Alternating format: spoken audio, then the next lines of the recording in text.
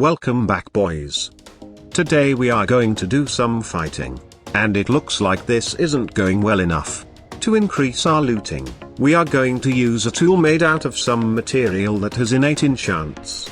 Also, this sword seems to be better than our axe and our drill.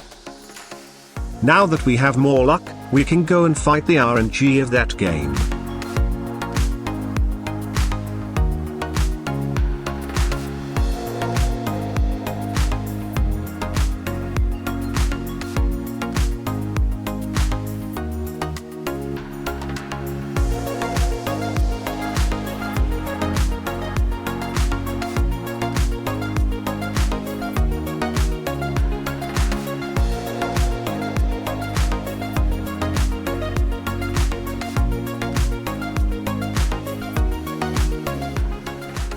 After fighting with mobs and Gregtech, we have finally managed to obtain Indrise.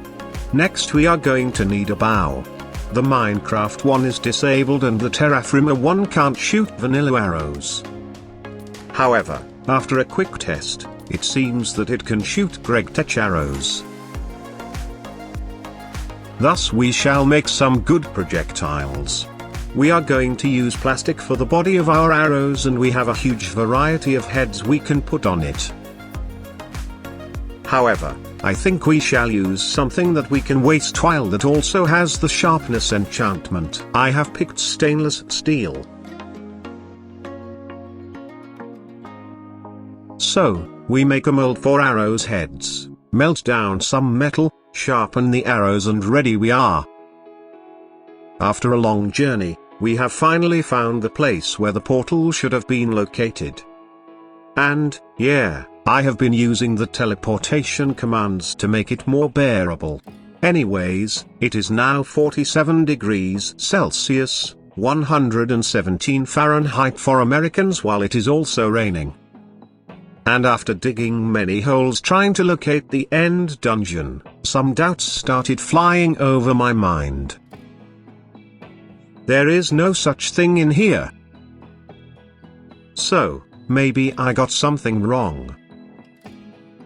And indeed it appears that we do not have to go in the end for obtaining Ender Air. We have to shoot for the moon instead. So, we shall step back from the semiconductor age and switch to the area space era. So, let's have a rocket building sequence.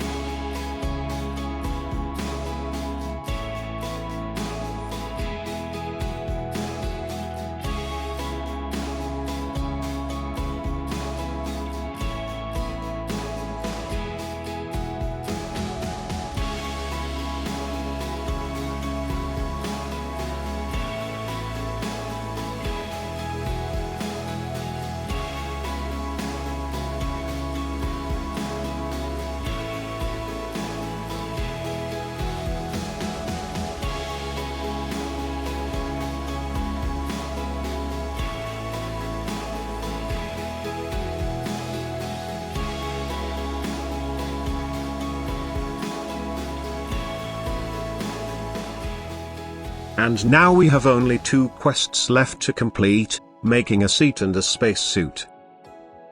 The spacesuit can be made in many ways, so we are going to use the most fashionable and comfortable one, asbestos. To get it, we are going to mine some datalite, which can be quickly processed into asbestos. After a little bit of mining, we can leave the rest of the task to our ore processing facility and move on with the seat. To make it, we are going to need wool, which apparently can only be made out of sheepskin or polar bear skin. Someone already warned me of sheeps being hard to find, so I think we shall go in a place that should have a lot of polar bears. The North Pole.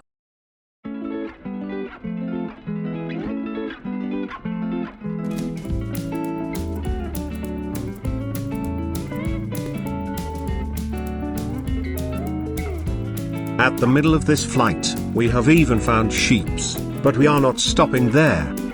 Do you know why? At the North Pole we can find Santa and ask him for some coal.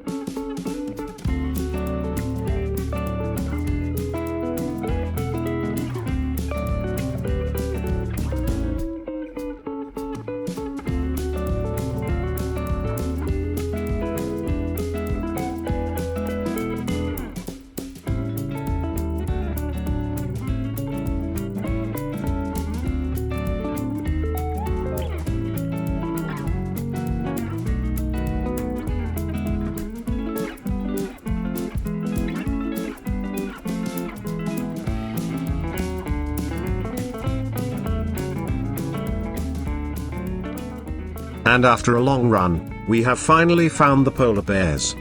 They appear to not be so friendly.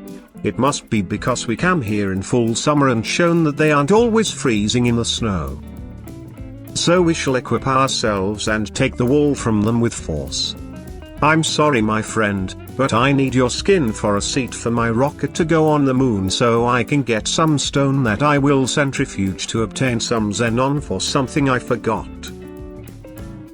Next we make some raw wool. And we procure ourselves with a spindle so that can obtain some wool yarn. We loom the yarn and use the so obtained wool for a seat. Meanwhile, our asbestos is ready and we shall use it for our spacesuit. And we also need some scissors that are somehow different for wire cutters.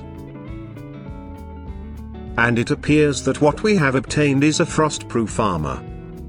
After a quick inspection, it appears that there is a 5 steps crafting sequence for making each part of a spacesuit. So, I guess we shall have one more quick crafting sequence.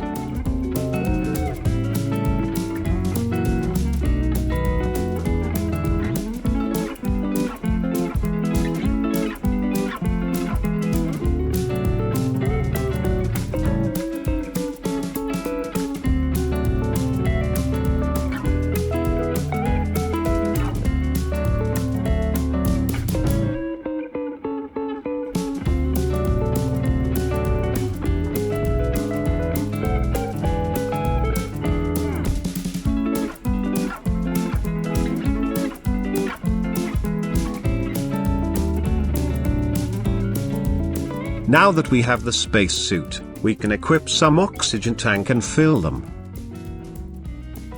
The only thing left to do is to build rocket. Once the structure is built, we start the scanning process. We make some rocket fuel with our new cryogenic mixer. And after loading it in our rocket, we select the destination, Duck Egg B. And we can finally take off. Once we land, the first thing we are going to do is, of course, set a new teleportation point. Then, without wasting time, we are going to fill our inventory with moon rocks. which we shall quickly start centrifuging. And, since we are going to need to process 2000 moon rocks, we shall have a better centrifuge, made out of titanium that will do 4 parallels. And, of course, we run out of power. It is indeed a smarter move to use an engine directly on the turbine. That way, we go twice as fast while using less fuel thanks to the better system efficiency.